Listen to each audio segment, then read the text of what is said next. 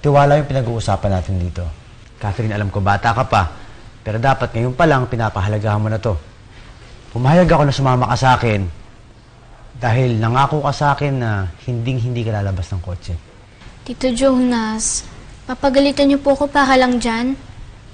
Lumabas lang naman po ako para sundan ka eh. Exactly. Delikado na lumabas ka ng kotse. Bakit po ba? Dahil po ba sa pinuntahan niyo kanina? Sino po ba yung ka-meeting niyo? Hindi importante kung sino siya. Ang sinasabi ko dito, gusto ko maintindihan mo na mali yung ginawa mo. Na sumunod ka pa rin sa akin at lumabas ka ng kotse. Ano?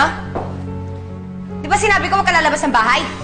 Scarlett, iba to sa iniisip mo. Anong iba? Narinig nga kita. Mami, makinig ka muna. I'm done listening. Magpapalusot ka lang. Pumunta ka doon sa kwarto mo at magkulong. This is unfair. Nothing's fair. Kaya sumunod ka. Scarlett, pwede ba? Tama na, huwag mo siguan yung bata. Simula nang napunta tayo dito, ganyan ka na. Mas okay po sana wala kang pakialam sa akin eh. Ano bang nangyayari sa'yo, Mami?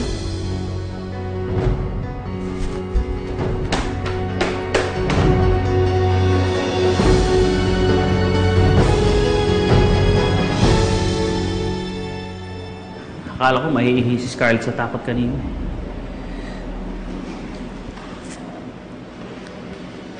Ibang takot ang gusto kong mahalas. Yung takot na alam niya na ako ang may gawa. Mukhang may plano ka nang gagawin. Ano? Kamatay.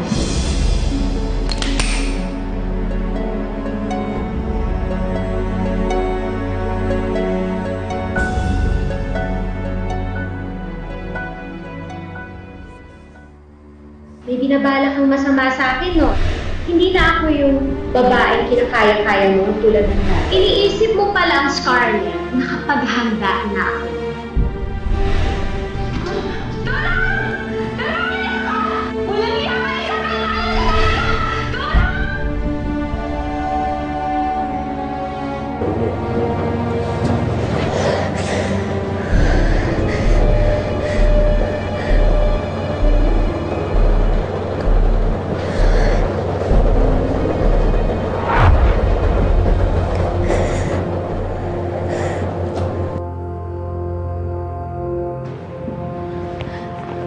Huwag kang maingay. Kapag sumigaw ka, ito na huling beses na ipipikit mo ang mga mata mo. Ikaw? Anong ginagawa mo dito?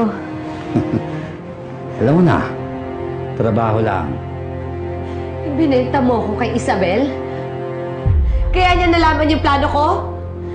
Magkano binayad niya sa'yo? Sabihin mo sa akin, dodoblehin ko, titriplihin ko pa! Magkano ba gusto mo? Buhay ko ang ibinayad niya sa akin. At hindi mo siya kayang tumbasan ng pera mo. Saka, sige.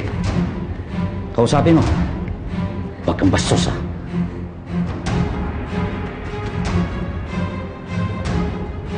Isabel, siguro naman ngayon alam mo na kung ano ang kaya kong gawin. Kaya kitang papatay ngayon din. Isabel, pangako, hindi na ako uulit. Hindi na ako uulit. Huwag mong uubusin ang pasensya ko, Scarlett. Huling beses na kitang pagbibigyan. Dahil isang beses pang pagtangkaan mo ang buhay ko, lahat ng taong importante sa'yo, papatayin ko. Kapag gusto nila, ikaw ang papatayin. Naiintindihan ba? Oo, Isabel.